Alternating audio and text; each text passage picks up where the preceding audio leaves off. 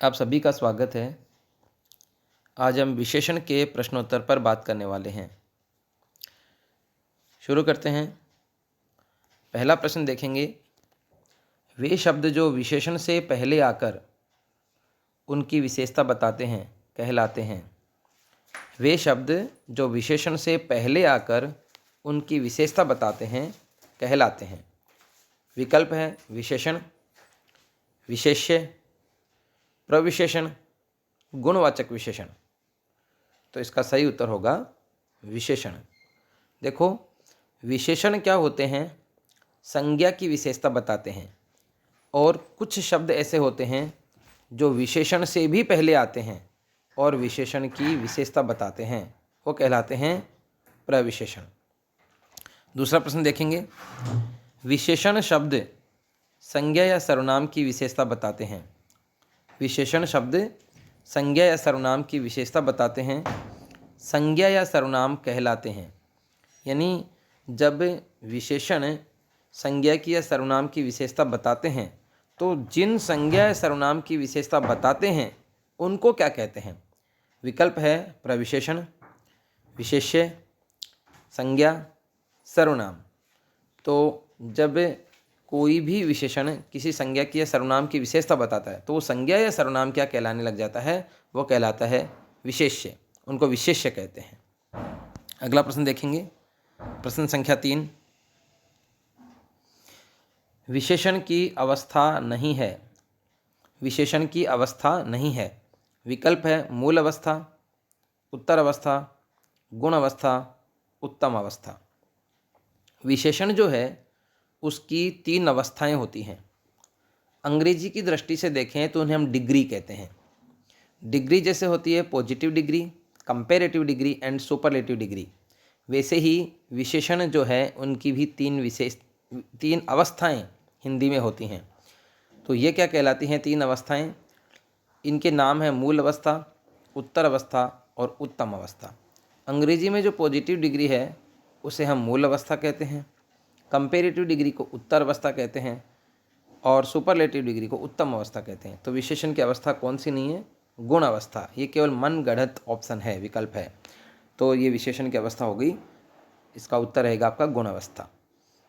प्रश्न संख्या 4 देखेंगे, मुझे लाल टमाटर पसंद हैं। वाक्य में लाल शब्द है। तो देखो, लाल शब्द जो है ये विशेषण है। ये किसकी विशेषता बता रहा है? टमाटर की। यानी टमाटर कैसे? लाल। तो विशेषण का कौन सा प्रकार है? पहला विकल्प है गुणवाचक विशेषण, दूसरा संज्ञावाचक विशेषण, तीसरा ये संख्यावाचक आना चाहिए था यहाँ, संख्यावाचक विशेषण, तीसरा परिणामवाचक विशेषण और चौथा है सार्वनामिक विशेषण। तो इसमें ये यहाँ पर भी परिमाणवाचक विशेषण होगा। तो इसमें से कौन सा प्रकार है ये विशेषण का? तो इसका जो सही उत्तर है वो है गुणवाचक विशेषण। यानी जो रंग होते हैं वो यदि किसी की रंग की दृष्टि से विशेषता बताई जाती है तो गुणवाचक विशेषण होते हैं। गुणवाचक विशेषण में किसी पदार्थ की आकृति, गुण, दोष, रंग, रूप, आकार, स्वाद, इन सब का जो है वो इन सब की विशेषता, इन सब प्रकार की जो विशेषताएं हैं वो बताई जाती हैं। तो मुझे लाल टमाटर पसंद है, इसमें लाल शब्द क्या है? रंग है। और रंग होते हैं वो गुणवाचक विशेषण के अंतर्गत आते हैं। अगला प्रश्न देखेंगे, प्रश्न संख्या 5। वाक्य में यदि विशेषण विशेष्य से पूर्व प्रयुक्त होता है तो विशेषण कहलाता है। देखो, वाक्य में यदि विशेषण विशेष्य से पूर्व प्रयुक्त होता है तो विशेषण कहलाता है। उद्देश्य विशेषण, विधेय विशेषण, अवस्था विशेषण, सामान्य विशेषण। तो इनमें से क्या है? देखो, जैसे एक आता है मीठा आम, एक आता है आम मीठा। अब यहाँ पर ये मीठा शब्द ये क्या है? विशेषण है। यहाँ पर भी मीठा शब्द विशेषण है। तो यहाँ पर जो प्रश्न पूछा गया है कि यदि विशेषण जैसे मीठा, विशेष्य जैसे आम से पहले प्रयुक्त होता है, मतलब मीठा आम शब्द की बात कर सकते हैं हम, मीठा आम की तरह, आम मीठा की तरह नहीं। ठीक है, जैसे उसे मीठा आम पसंद है या आम मीठे हैं, 2 प्रकार से वाक्य बन सकता है। तो हम बात कर रहे हैं मीठा आम की तरह। यानी विशेषण विशेष्य से, यानी मीठा आम से पहले प्रयुक्त होता है, पूर्व प्रयुक्त होता है, तो ये विशेषण क्या कहलाता है, मतलब आम क्या कहलाता है। अब आप इस प्रश्न को समझेंगे। यदि विशेषण विशेष्य से पूर्व प्रयुक्त होता है, अर्थात मीठा शब्द आम से पहले आता है, यानी मीठा क्या है, विशेषण, विशेष्य क्या है, आम, उससे पहले आ रहा है, तो विशेषण यानी आम क्या कहलाता है। उद्देश्य विशेषण, विधेय विशेषण, अवस्था विशेषण और सामान्य विशेषण। तो ये इसका जो उत्तर रहेगा वो है उद्देश्य विशेषण, यानी विशेषण जो है वो विशेष्य से पहले आता है तो उद्देश्य विशेषण कहलाता है। और यदि विशेषण विशेष्य के बाद आता है, जैसे आम मीठा, तो वहाँ पर क्या हो गया, ये कहलाता है विधेय विशेषण। ये हमें ध्यान रखने की बात है। प्रश्न संख्या 6 देखेंगे। राम कम पानी पीता है। राम कम पानी पीता है, वाक्य में कम किस प्रकार का विशेषण है। वाक्य में कम किस प्रकार का विशेषण है। विकल्प है गुणवाचक विशेषण, संख्यावाचक विशेषण, परिमाणवाचक विशेषण और संकेतवाचक विशेषण। तो यहाँ कम क्या है, कम एक मात्रा का बोध कराता है, तो मात्रा का बोध कराने पर यह हो जाएगा परिमाण। परिमाण का अर्थ होता है मात्रा, तो इसका उत्तर हो जाएगा आपका परिमाणवाचक विशेषण। जो पदार्थ की मात्रा का बोध कराते हैं तो वो क्या कहलाते हैं, परिमाणवाचक विशेषण। अगला प्रश्न देखेंगे, प्रश्न संख्या 7। वह कौन सी पुस्तक है। वाक्य में कौन सी शब्द, कौन सी व्याकरणिक इकाई है। देखो बहुत अच्छा प्रश्न है। वह कौन सी पुस्तक है, वाक्य में कौन सी शब्द किस प्रकार की व्याकरणिक इकाई है।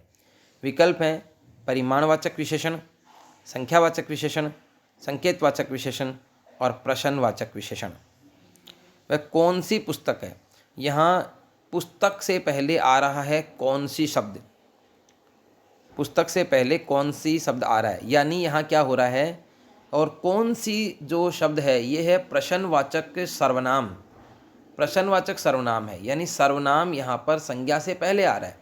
सामान्यतः क्या होता है कि सर्वनाम जो है वो संज्ञा के स्थान पर आता है, लेकिन यदि सर्वनाम संज्ञा के पहले आता है तो वह सार्वनामिक या संकेतवाचक विशेषण कहलाता है। तो आपका जो इसका उत्तर हो जाएगा संकेतवाचक विशेषण। ऐसे प्रश्न परीक्षा में बहुत ज़्यादा पूछे जाते हैं।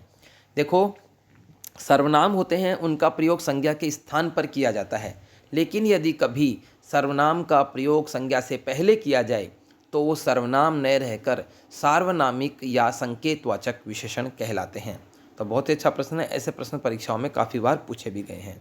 प्रश्न संख्या 8 देखेंगे। मैंने बाजार से 10 आम खरीदे। वाक्य में 10 क्या है, 10 शब्द क्या है, 10 शब्द है तो क्या है, संज्ञा है, सर्वनाम है, विशेषण है और क्रिया है। क्या है, तो 10 शब्द क्या है, ये संख्यावाचक विशेषण है। 10 शब्द संख्यावाचक विशेषण है, आम की संख्या का बोध करा रहे हैं, तो इसका उत्तर हो जाएगा विशेषण। या संख्यावाचक विशेषण विकल्प में नहीं है लेकिन विशेषण है, तो हमारा उत्तर हो जाएगा विशेषण। अगला प्रश्न देखेंगे, प्रश्न संख्या 9। संख्यावाचक विशेषण के भेद हैं। संख्यावाचक विशेषण के भेद हैं 1, 2, 3 और 4। तो संख्यावाचक विशेषण यदि आपको पता है तो आप इसका उत्तर कर सकते हैं, और इसका उत्तर है, इसके 2 भेद होते हैं। संख्यावाचक विशेषण के 2 भेद होते हैं, एक है निश्चित संख्यावाचक विशेषण और दूसरा है अनिश्चित संख्यावाचक विशेषण। ये इसके 2 भेद होते हैं। अगला प्रश्न देखेंगे, प्रश्न संख्या 10। थोड़ी सी चीनी दे दो। वाक्य में थोड़ी सी शब्द क्या है। वाक्य में थोड़ी सी शब्द क्या है, थोड़ी सी शब्द है। विकल्प हैं निश्चित संख्यावाचक, अनिश्चित संख्यावाचक, निश्चित परिमाणवाचक और अनिश्चित परिमाणवाचक, यानी ये 4 विकल्प हो गए। संख्यावाची या संख्यावाचक एक ही बात होगी। अब देखो थोड़ी सी आने से हमें लगता है कि निश्चित तो नहीं है, तो हमारे ये विकल्प तो हम ऐसे ही काट सकते हैं कि थोड़ा और कम ज़्यादा ये सब क्या होते हैं, अनिश्चित होते हैं, इनका पूरा पता नहीं होता कितना, तो ये निश्चित वाले तो कट जाएंगे। अब निश्चित के बाद अनिश्चित विकल्प हैं, अनिश्चित संख्यावाचक और अनिश्चित परिमाणवाचक, तो इसका जो उत्तर रहेगा वो अनिश्चित परिमाणवाचक रहेगा। अब आप पूछ सकते हो सर अनिश्चित संख्यावाचक क्यों नहीं रहा, क्योंकि आप देखिए ये जो चीनी शब्द है इसकी विशेषता बता रहे हैं चीनी की। तो चीनी जो होती है वो अनकाउंटेबल नाउन होती है, जिसको हम गिन नहीं सकते, और जिसको गिन नहीं सकते वो होता है परिमाणवाची, वो संख्यावाची नहीं हो सकता। संख्याओं को तो हम गिनते हैं, इसलिए ये थोड़ी सी शब्द जिसकी विशेषता बता रहा है जिस संज्ञा की विशेषता बता रहा है वो संज्ञा संख्यात्मक रूप में नहीं है, इसलिए इसका उत्तर अनिश्चित परिमाणवाची होगा। अगला प्रश्न देखेंगे, प्रश्न संख्या 11। मेरे पास थोड़े से रुपए हैं। वाक्य में थोड़े से शब्द किस प्रकार की व्याकरणिक इकाई है? मेरे पास थोड़े से रुपए हैं। वाक्य में थोड़े से शब्द किस प्रकार की व्याकरणिक इकाई है? निश्चित संख्यावाची, अनिश्चित संख्यावाची, निश्चित परिमाणवाची, अनिश्चित परिमाणवाची। किस प्रकार की व्याकरणिक इकाई है थोड़े से? तो देखेंगे इसमें भी वही बात है, पहले थोड़े से आ गया तो थोड़ा बहुत कम ज़्यादा निश्चित नहीं होता, तो निश्चित तो हम पहले ही काट देंगे। अब अनिश्चित संख्यावाची और अनिश्चित परिमाणवाची, इनमें हमारा उत्तर होगा। तो अब देखो थोड़े से शब्द किसकी विशेषता बता रहा? रुपए, और रुपयों को हम गिन सकते हैं, रुपयों को गिन सकते हैं, तो ये आ जाएगा अनिश्चित संख्यावाची। जैसे अभी ऊपर जो प्रश्न था उसमें हम चीनी को गिन नहीं सकते थे, तो गिन नहीं सकते थे इसलिए वो क्या आ रहा था? परिमाणवाची आ रहा था। लेकिन रुपयों को हम गिन सकते हैं इसलिए अनिश्चित में संख्यावाची आ गया। अगला प्रश्न देखेंगे, प्रश्न संख्या 12। किस क्रमांक में निश्चित परिमाणवाचक विशेषण है? निश्चित परिमाणवाचक विशेषण है, इसमें 1 दर्जन आम, 1 एकड़ जमीन, 100 रुपये, कुछ आटा। तो इस प्रकार से ये प्रश्न हो गया निश्चित परिमाणवाचक विशेषण। तो हमें इसमें 2 चीज़ें देखनी है, एक तो निश्चित है या नहीं है, और फिर परिमाणवाचक है या संख्यावाची है। तो देखेंगे इसमें पहला एक विकल्प जो है चौथे नंबर का, ये तो ऐसे ही काट दिया हमने। क्यों? क्योंकि इसमें निश्चित है ही नहीं, कुछ आटा, तो अनिश्चित है। अब देखो इसमें 1 दर्जन आम, 1 एकड़ जमीन, 100 रुपये। तो इसमें देखेंगे आम को हम गिन सकते हैं तो आम संख्यावाची होगा, इसलिए परिमाणवाचक नहीं है। रुपयों को गिन सकते हैं तो रुपये भी क्या हो गया? रुपये भी संख्यावाची हो गया। तो आपका जो उत्तर रह जाएगा 1 एकड़ जमीन। जमीन को हम ये गिन नहीं सकते, नाप सकते हैं, मापतोल कर सकते हैं, और मापतोल परिमाणवाचक में आता है, संख्यावाची में नहीं आता। तो आपका जो उत्तर रह जाएगा 1 एकड़ जमीन। अगला प्रश्न देखेंगे, प्रश्न संख्या 13 है। किस क्रमांक में संकेतवाचक विशेषण है? किस क्रमांक में संकेतवाचक विशेषण है? अब संकेतवाचक विशेषण जो है उसको ही हम सार्वनामिक विशेषण भी कहते हैं, यानी सर्वनाम शब्द जो है वो संज्ञा से पहले आया हो, ऐसा विकल्प हमें ढूंढना है। पहला विकल्प है थोड़े पन्ने, दूसरा वह खंबा, तीसरा थोड़ी चाय, और चौथा लाखों रुपए। तो देखो थोड़े, थोड़ी और लाखों, ये तो सर्वनाम विशेषण है ये तो, लेकिन वह जो है वह क्या है? सर्वनाम। ये सर्वनाम है और संज्ञा से पहले आया है। वह सर्वनाम है और संज्ञा से पहले आया है। यदि सर्वनाम संज्ञा से पहले आता है तो वह सार्वनामिक या संकेतवाचक विशेषण कहलाता है। सार्वनामिक का ही नाम संकेतवाचक विशेषण है। अगला जो प्रश्न है, प्रश्न संख्या 14 देखेंगे। कौन सा सार्वनामिक विशेषण का भेद नहीं है? कौन सा सार्वनामिक विशेषण का भेद नहीं है? सार्वनामिक विशेषण के भी भेद हैं।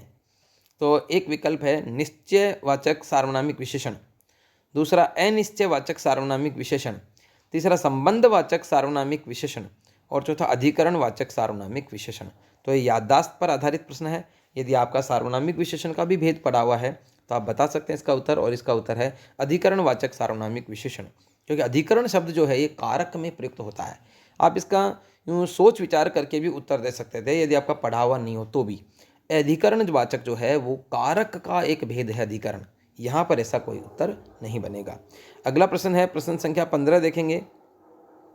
निम्नलिखित में से विशेषण शब्द है। निम्नलिखित में से विशेषण शब्द है, विशेषण कौन सा है? पहला है मिठास, दूसरा है माधुर्य, तीसरा है चचेरा, और चौथा है ऊंचाई। तो इसमें से विशेषण कौन सा है?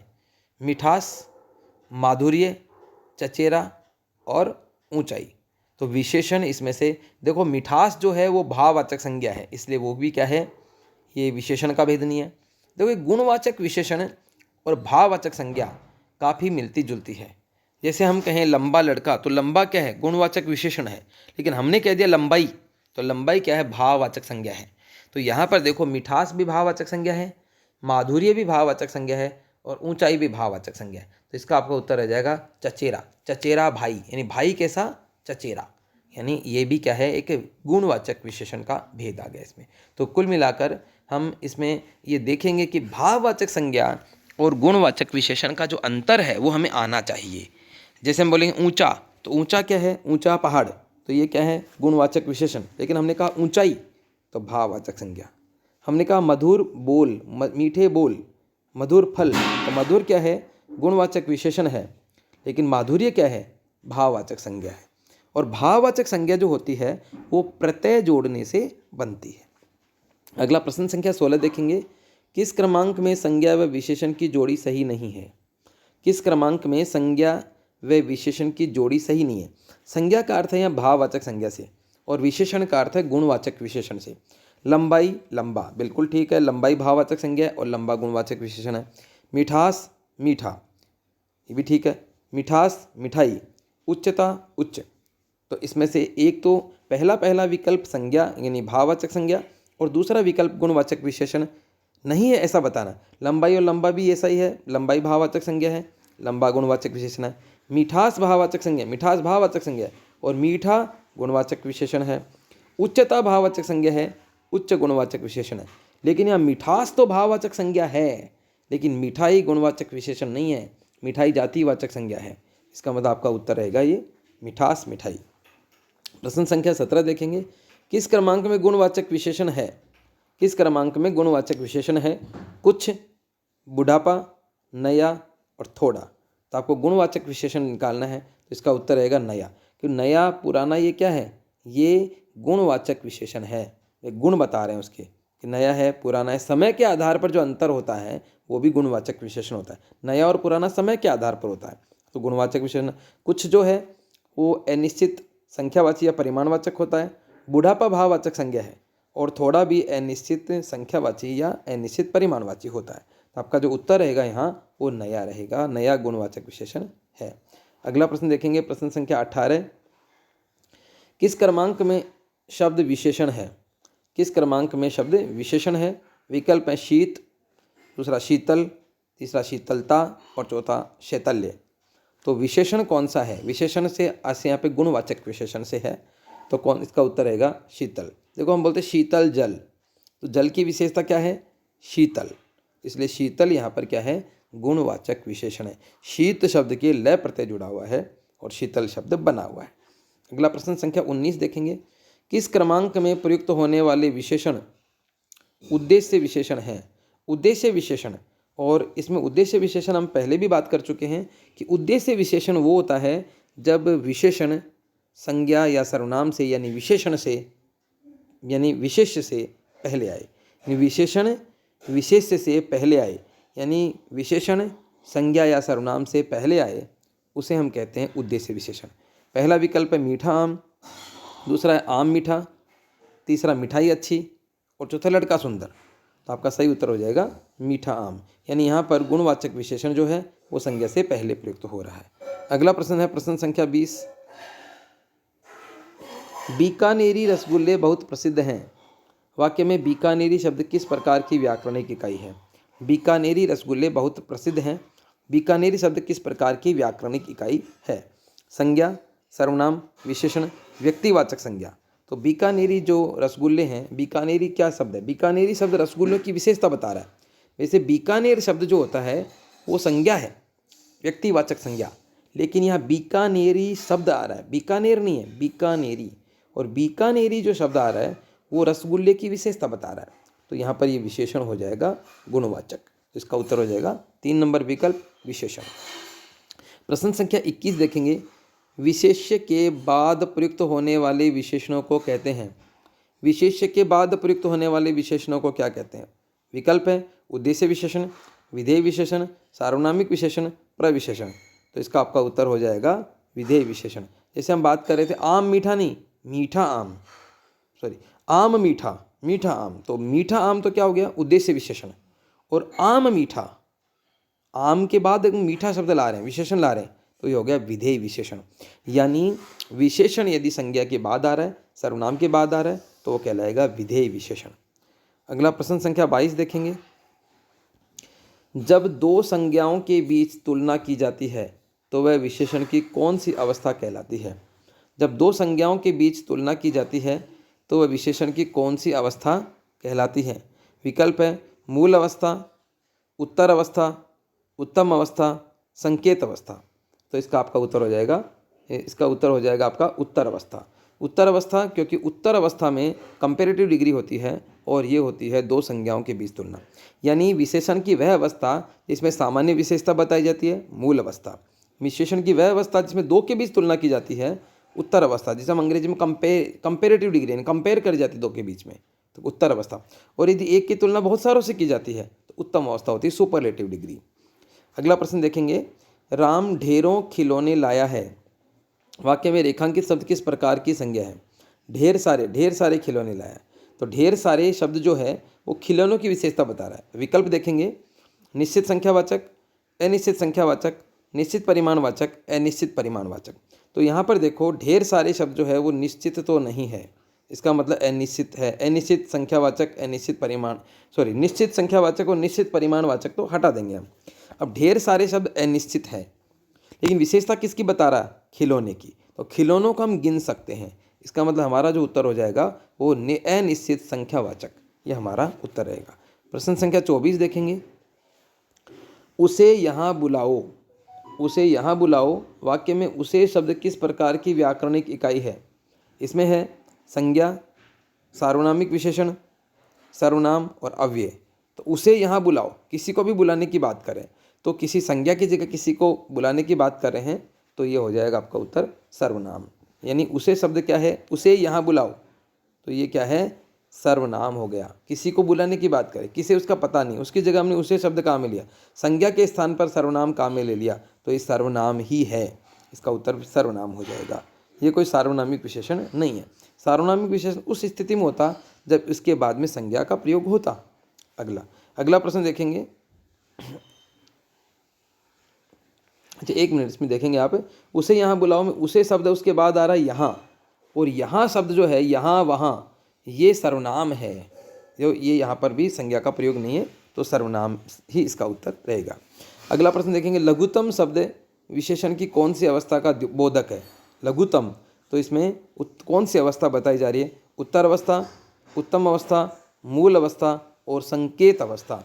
तो इसमें लघुतम का मतलब है सबसे छोटा, और सबसे शब्द का प्रयोग या फिर तम जो है, देखेंगे तम जो है उसका प्रयोग जब भी किया जाता है वो उसकी एक अवस्था बनती है उत्तम अवस्था। तो इसका उत्तर है उत्तर अवस्था, उत्तम अवस्था, मूल अवस्था और संकेत अवस्था। तो आपका उत्तर हो जाएगा उत्तम अवस्था। देखो, यदि तर का प्रयोग होता है तो वो उत्तर अवस्था होती है, और यदि तम का प्रयोग होता है तो वो उत्तम अवस्था होती है, यह हमें ध्यान रखना है। और मूल अवस्था में किसी प्रकार का ऐसा प्रयोग नहीं होता है। सुंदर मूल अवस्था, सुंदरतर उत्तर अवस्था, सुंदरतम उत्तम अवस्था। लघु मूल अवस्था, लघुतर उत्तर अवस्था और लघुतम उत्तम अवस्था। तो इस प्रकार तर और तम से भी हम अवस्थाओं का भेद समझ सकते हैं। तो आज के लिए इतना ही करेंगे। धन्यवाद।